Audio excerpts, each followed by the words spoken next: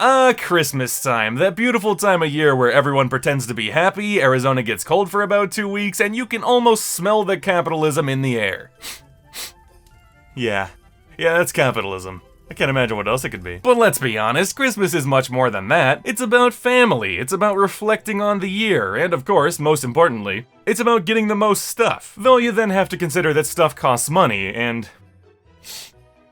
that smell doesn't exactly stick to me. I just need some kind of way to get as much stuff as possible without spending assloads of cash. Wait a minute. You guys know what I'm thinking of, right? They see you when you're sleeping, they know when you're awake, and they can get you presents in one night flat. F***ing Amazon. And really, there's nothing quite like opening a present and realizing that the only thing you really want to see coming out of that box is someone to love and spend your life with. But that's one of the only things they can't bring you, because that's called human trafficking. And I mean, sure, you could maybe ask them to, like, build you a husband or wife, but if you think about it, isn't that kind of just slavery with extra steps? Anyway, I guess I'm gonna roll this ball. Katamari Damacy REROLL is a 2018 remaster of the original Katamari game from 14 years prior, bringing it from the 5th console generation to the 8th as well as PC. This one has always been really interesting to me. Much like Ape Escape before it, it's a series that I learned about the existence of a long time ago, thought, yeah, I would love that, and then proceeded to not play it for another decade. Unlike Chimp Disappearance though, where I had a basic understanding that they made 3 games and then collapsed in on themselves like a dying star, around here we call that the PlayStation Special.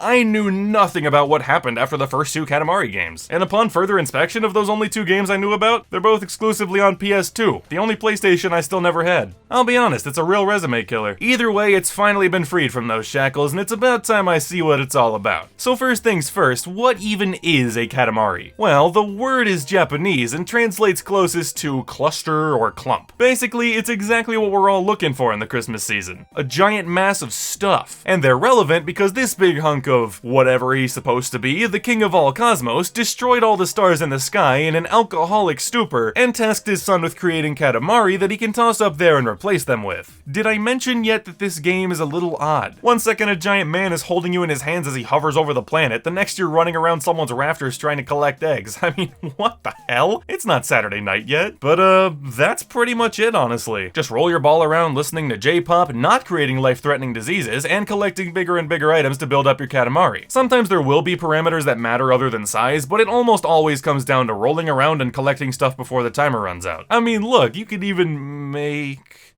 Why did we give him that power? The weirdness of this game even extends beyond the confines of its concepts though, because I really want to sit down and have a chat with the guy who looked at this gameplay and said, oh, it should control like an armored vehicle of war. I mean, how else would you play it? Tank controls. In this game, I lack understanding. It seems so obvious. Just make the left stick the movement one and the right stick the camera one. Or have the right stick move him around the ball and keep the camera locked behind him at all times. But nope. Instead, you gotta fumble with this weird crap. Sure, you could argue that this is part of the experience, or that it emulates having to use both hands to roll the ball. But that's stupid. If it makes the game feel worse to play, it's a shit idea. I don't have to swing the controller if I want to play a baseball game.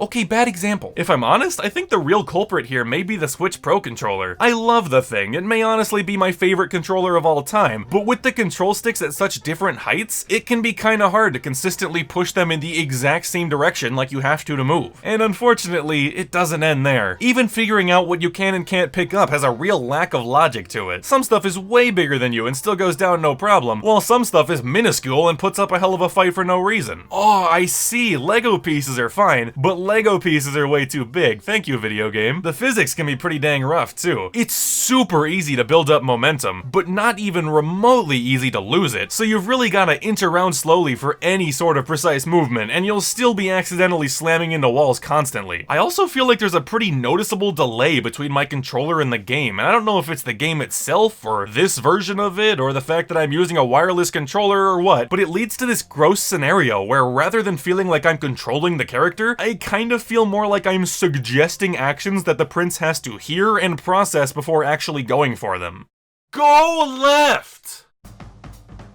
Thank you. Lumping all of this together leads me to the conclusion that, with its wired controllers and control sticks that are right next to each other, the PS2 was probably the best place for this game. Who would have thought? Other than the original developers, that's cheating. Controls are probably the most important thing to me in games. They're why I can always trust consistent movement games like Mario and Mega Man for a good time, and why I just cannot force myself to enjoy games like 2D Sonic. And some stages in this game are legitimately ruined by them. In this one, you have to collect a grand total of 1 bear. Obviously that sounds piss easy, but then you consider that the king will only be satisfied with the biggest bear you can find, which essentially means your goal is to not touch a single bear until your Katamari is big enough to grab a giant one. I spent a grand total of 3 minutes on these before deciding to just not even try. I cannot think of a worse experience right now than trying not to bump into something in this game. Despite those issues with them though, I don't think the controls ruin the whole experience. I'm just salty that they got this close to giving me another perfect junk food game and couldn't quite stick the landing. The rest of it is really enjoyable though. It's kind of hard to not have a smirk on your face while playing, and watching yourself grow from collecting batteries and erasers to just rolling up entire nations is pretty damn satisfying. Although, we are rolling these up so we can throw them into space, so I guess that's kinda genocide, but whoops,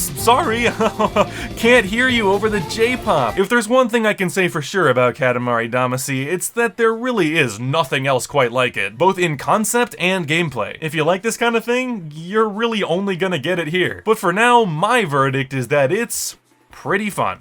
Then again, it is pretty buggy, and one time I did get stuck between a cat and a hard place and had to reset the whole level, so game. Unless you're specifically looking for something weird, this game wouldn't be my first recommendation. But you could definitely do worse, and I am interested in seeing where the sequels take it someday. For now, though, it's pretty fun. Wait a minute.